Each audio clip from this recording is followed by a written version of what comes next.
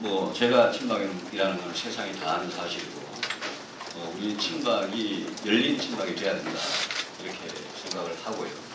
또 지금 개파 갈등을 해소하겠다, 개파를 없애겠다라고 말하시는 분들의 진심을 제가 의심치는 않습니다만 이 문제는 저는 당사자가 나서는 게 오히려 확실하게 해결할 길이다라고 생각을 합니다. 그동안의 당사자였다는 이명박 대통령과 박근혜 후보였고요. 그분들이 지난 6월 3일 날 오찬 회동을 하시면서 두 분이 그렇게 그 정도 웃으면서 분위기 좋은 오찬 회동을 하는데 딱 4년이 걸린 겁니다. 그래서 저는 이명박 대통령과 또 박근혜 전 대표 이 두 분이 제일 중요하고 제가 무슨 친박의 상징성을 저를 보고 이야기를 합니다만 저는 상징성이 있는 사람이 또 경선에서 누구보다 경선을 치열하게 치렀던 제가 저는 그 문제를 풀 자신도 있다고 생각합니다. 제가 대구시당위원장 할 때 1년 동안 진짜 첫 마디가 친일 친박 안 따진다라고 당직 인사고 당의 모든 의사결정과 그런 것을 진짜 친일 친박 안 따지고 했습니다. 우리 대구의 당원들은 그 점을 이해 잘 아실 겁니다. 지금은 워낙 당의 의원님들께서 상향식 공천에 찬성하시는 비율이 높아서 저는 어느 언론조사에서 상향식 공천에 상향식 공천이 상당히 잘못 갈 수 있다라고 저는 반대의 의사를 밝혔습니다만 의원님들이 그래 원하시고 당원들이 그래 원하면 일단 상향식 공천 제도가 도입은 되겠죠. 근데 지금 상향식 공천 제도가 만약 기존의 현역 의원들을 대거 공천하는 그런 결과로 간다면 저는 그거는 국민들이 납득을 하지 못할 거다라고 생각을 하고 또 그렇게 간다면 내년 총선은 도저히 치를 수 없다고 저는 생각을 합니다. 그래서 상향식 공천이 만약 뭐 오픈 프라이머리든 2, 3, 3이든 그게 만약 여야 합의로 법으로 도입이 되거나 아니면 또 한나라당이 뭐 1안이 아닌 2안으로 가거나 하는 그런 경우라고 하더라도 그거는 이제 의원님들의 합의나 이런 게 중요하니까요. 당원들 합의가 그런 경우로 가더라도 저는 반드시 여기서 뭐 원칙적으로 이야기했습니다. 저는 반드시 아주 공정한 원칙과 기준을 만들어서 외부의 참신한 인재를 영입하고 그 원칙과 기준에는 기존의 현역 의원님들도 공감할 수 있는 그런 원칙과 기준이 되면 된다고 생각을 합니다. 친이든 친박이든 가장 우려하는 것은 불공정한 원칙과 기준으로 어느 한편이 공천에서 심한 차별을 받는 거 아니냐 이거 아니겠습니까? 그게 2008년에 잘못된 공천 때문에 그런 걸 갖고 있는데 2008년 공천 이전에 2004년, 2000년, 1999년에 공천을 돌이켜보면 한나라당이 그렇게 공천을 잘못했다고는 저는 생각하지 않습니다.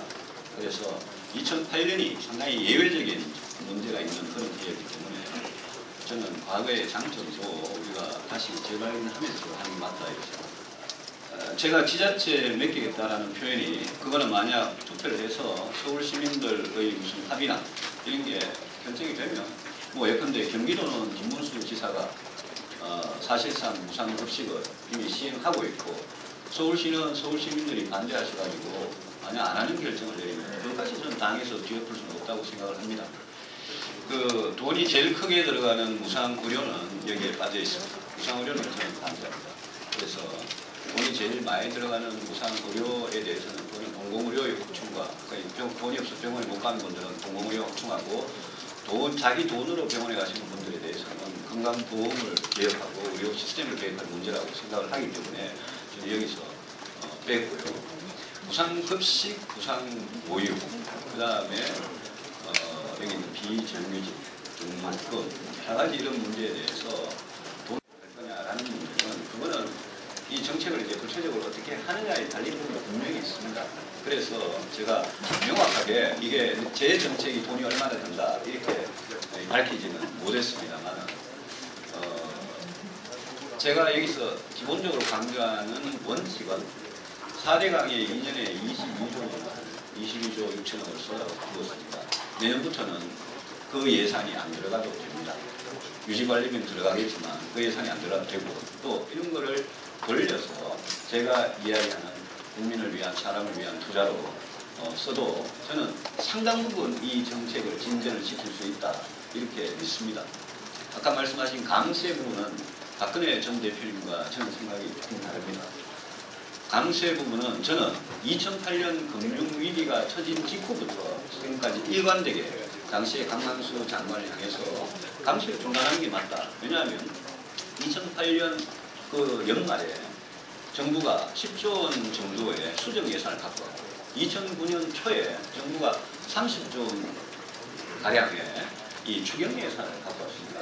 제가 그걸 보면서 우리가 금융위기를 극복하는 과정에서 10조 원에다가 30조 해가지고 몇 달 사이에 40조 원이라는 그런 수정 예산, 추경 예산을 갖고 오면서 감세를 무슨 도구마도 아니라 감세를 그렇게 보증하는 걸 저는 이해를 못했기 때문에 저는 그때부터 강만수 장관에게 감세를 중단하는 게 맞다라고 제가 요구를 했고 그 요구 안에는 소득세와 법인세 모두 추가 인하를 중단하자는 그런 제 뜻이었습니다. 했고 그 점에 있어서 박근혜 전 대표께서 말씀하신 소득세는 감세를 중단하고 법인세는 감세를 계속하면서 아마 그렇게 말씀하시는 분들은 박 전 대표님을 포함해서 임시투자세의 공제나 재벌 대기업들이 내는 실효세율에 아마 착안을 해서 실효세율이 낮아지는 것을 막고 법인세는 그냥 계속 내리고 이런 아이디어 아니냐라고 저는 생각을 합니다.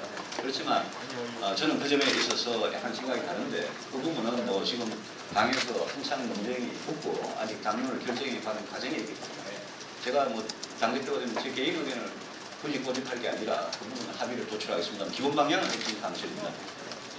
어쨌든 등록금 이슈가 이렇게 사회적으로 이슈로 부각되면 저는 참 잘된 일이라고 생각을 합니다. 다만 그 비싼 등록금 수준을 그대로 두고 국민 세금으로 등록금을 지원부터 하자라는 아이디어에 대해서는 결코 동의할 수 없다는 말씀을 드리고 요즘 뭐 언론 보도도 되고 많은 전문가들이 지적을 합니다만 대학의 등록금에 굉장히 거품이 낀 요소가 있고 사학이든 국공립이든 학교의 재정 운영이 굉장히 불합리하고 불투명한 측면이 있기 때문에 그런 거품 제거하는 노력을 하면 그만큼 국민 세금 부담이 줄어들니까 그런 노력을 하면서 저소득층에 대해서 장학금이나 학자금 대출 이자나 뭐 취업 준비나 이런 부분을 효과 있게 도와드리자 이런 의견입니다.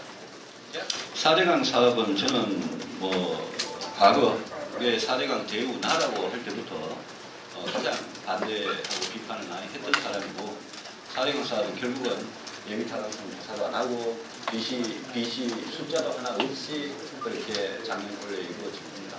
4대강 사업에 대해서 박 전 대표의 생각은 저는 정확히 모르겠습니다만 저는 이 4대강 사업이 올해 내년에 상당한 후유증을 불러올 수 있다라고 생각을 하고 지금 그런 후유증이 만약 발생하면 한나라당이 모든 책임을 져야 되기 때문에 한나라당은 지금 4대강을 홍보할 게 아니라 4대강에서 발생할 수 있는 문제점에 미리 대비하는 그런 당이 되어야 됩니다.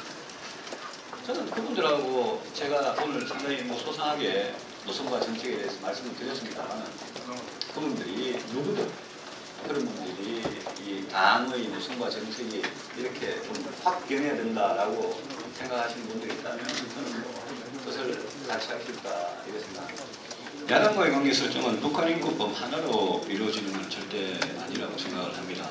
만약 북한인권법에 대해서 야당이 반대를 하면 그러면 뭐 여야 관계가 조금 껄끄러워질 수는 있겠지만 저는 북한인권법에 대해서 분명히 찬성을 하고 지난번에 의원님들께서 서명을 한 무슨 약속이라는 문건이 있었는데 한미 FTA하고 북한인권법하고 또 하나가 국회 선진화 이렇게 제가 기억을 합니다만 그 북한인권법의 그 취지 그게 아마 김효재 의원이 이게 작성하신 초안이 있는데 제가 읽어보니까 이거는 제가 전부 다 공감하는 거다라고 생각을 해서 그 약속이라는 문건에 서명을 했었습니다. 그래서 북한인권법에는 분명히 찬성을 하고 한미 FTA는 그동안 정부가 추진해온 과정에 큰 문제가 많았습니다만 궁극적으로는 당연히 통과되는 것을 생각을 합니다. 출마는 자유니까요.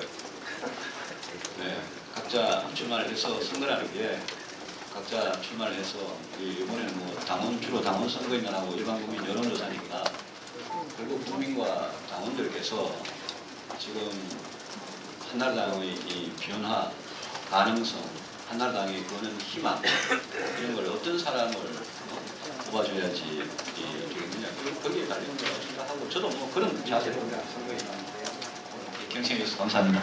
이렇게 생각했습니다.